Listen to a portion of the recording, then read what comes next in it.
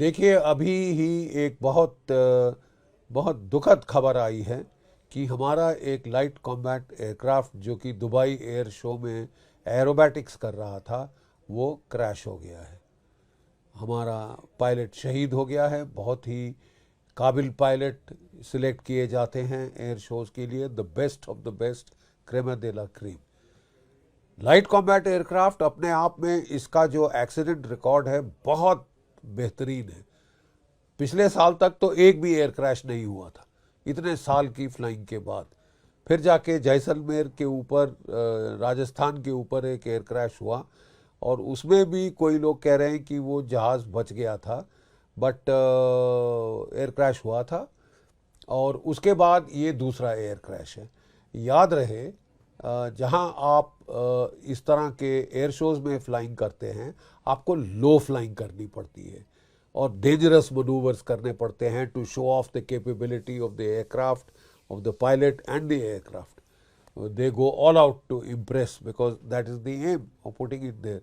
और low flying बड़ी unforgivable होती है। ज़रा सी भी चूक, ज़रा सी भी गलती, ज़रा सी भी टेक्निकल एरर, ज़रा सी भी टेक्निकल प्रॉब्लम और आपको रिकवरी का टाइम तो ज़ीरो होता है।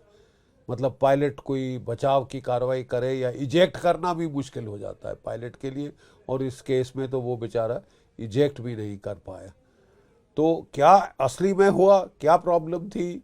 टेक्निकल प्रॉब्लम थी, साबोटाज था, पायलट एरर थी, कुछ भी हम नहीं कह सकते इस वक्त विद श्योरिटी। हमको कोर्ट ऑफ इंक्वायरी का इंतज़ार करना होगा।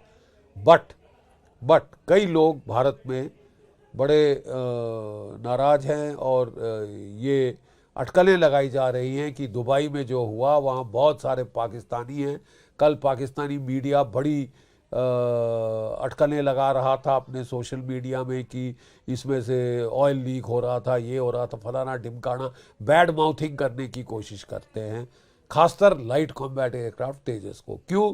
क्योंकि ये ठीक डायरेक्ट कंपटीशन में है JF-17, China Pakistan jointly built fighter. और यहाँ जे भी एयर शो पे हमारा LCA जाता है, वो अपना JF-17 को विड्रॉ कर लेते हैं।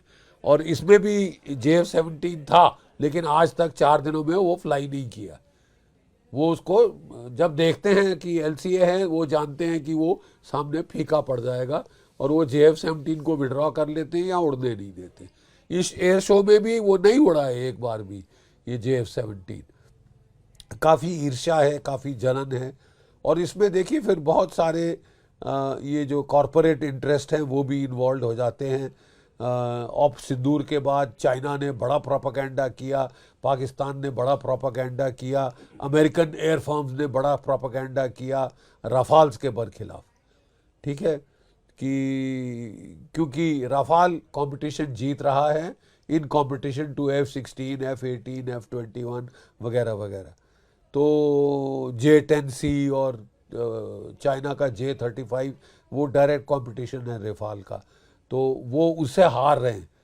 तो इसके लिए वो बड़े कोशिश की उन्होंने इसको नाम खराब करने के लिए, बैड रेपुटेशन, इसकी रेपुटेशन स्पॉइल करने के लिए। लेकिन सच पकड़ा जाता है, सच को छुपा नहीं सकते आप।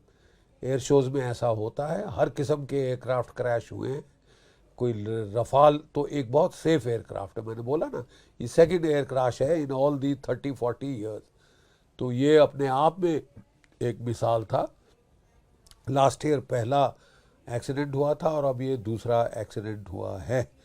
और जैसे मैंने बताया, एयर शो में तो रफाल्स क्रैश हो चुके हैं, F-16 तो बहुत क्रैश हो चुके हैं, स्वीडिश जो जेट फाइटर्स हैं वो बड़े क्रैश हुए हैं, रशियन फाइटर्स क्रैश हुए हैं, दो आपस में भिड़ भी गए, अमेरिकन, रशियन, चाइनीज।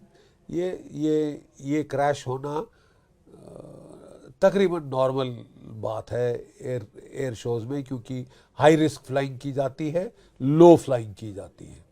तो we will have to await outcome कि क्या हुआ क्या नहीं हुआ, ये देखना पड़ेगा। जबकि कोर्ट ऑफ इंक्वायरी हो जाती है, उसी के बाद स्पष्ट आएगा। लेकिन दुबई में लोग बड़े सस्पिशियस हैं कि सैबोटाज एंगल भी हो सकता है।